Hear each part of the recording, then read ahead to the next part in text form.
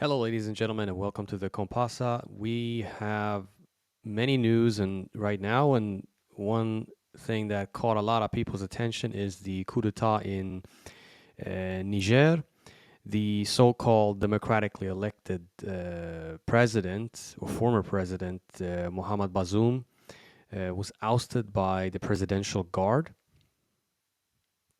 Now, I don't know how democratic these elections really were, uh, but you can question them, obviously. There is a lot of talk about democracy in the global south, and in particular, in this case, Africa. Me personally, I don't believe that this was a democratically elected president. Not that it really matters per se in the case of Niger and Africa, because Africa really don't need liberal democracy. Africa needs infrastructure, it needs development, it needs hospitals, clean water, you name it, food security. And Niger is, I think, the second poorest country in the world, right? I mean, it's up there at least. And France has been one of those countries that have plundered Niger out of uranium for decades, basically. And the people of Niger have been complaining about this since, yeah, since forever, but especially since independence, right?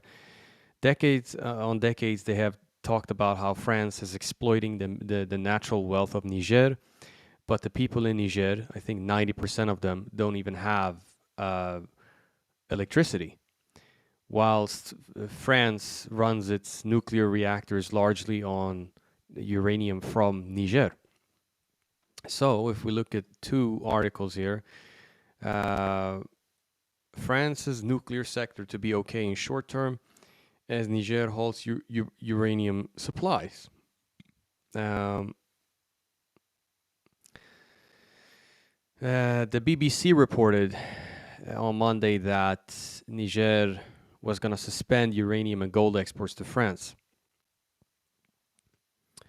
It will not have an immediate impact, though, because unlike gas, it's supplied in discrete batches. Secondly, the nuclear power industry traditionally keeps uranium reserves in case of potential interruptions, and the French will also have such reserves on hand.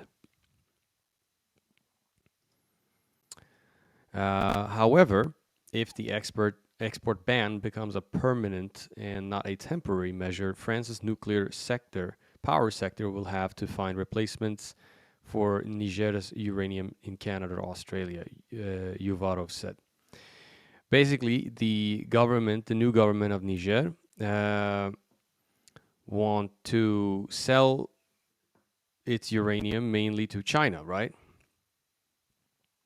So, and the French have been now given the green light by the former president, Mohamed Bazoum, to attack, or so to speak, do a military intervention in the country. But we're seeing that the military governments of Mali and Burkina Faso see this as a declaration of war, and rightfully so. We'll see what this article has to say, because I haven't even seen it prior to me firing up the video. Let's see. Burkina Faso and Mali will consider any military intervention in Niger as a declaration of war against them. AFP news agency reported on Tuesday, citing a joint statement of two countries. Any military intervention against Niger would be considered as a declaration of war against Burkina Faso and Mali, the statement reads. Now, I think this is great. Africa is finally standing up. Africa is rising against imperialism again. This isn't the first time, obviously, but hopefully this will be some sort of Pan-African military bloc between these countries. Because one thing they have in common is that France has been exploiting them. France is still manipulating and printing the currencies of 14 former French colonies, right? This is insane. I mean, they're even collecting, colonial tax on these countries. So I hope that both of these countries can have some form of military alliance where they will receive help and training from the Russians and the Chinese to preserve their independence against Western imperialism, basically. Because these countries are in desperate need of, like I said, poverty reduction, higher living standards, basically, in terms of everything, housing, infrastructure, you name it. So I hope if France will conduct this military intervention, which it most likely will, because I don't believe these governments will go unpunished, so to speak. And in Western media, the first thing I saw and it was that they claimed that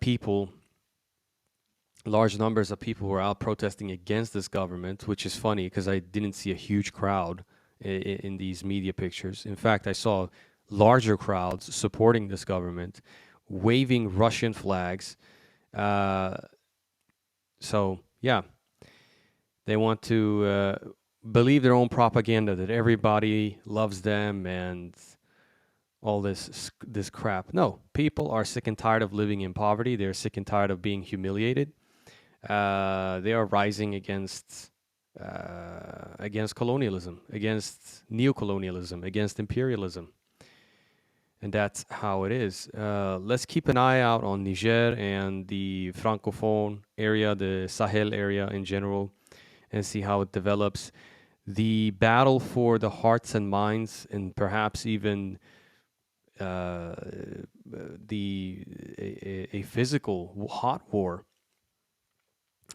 between the unipolar West and the multipolar BRICS world will probably happen in Africa to a large extent. Um, Africa is the future, so that's how it is.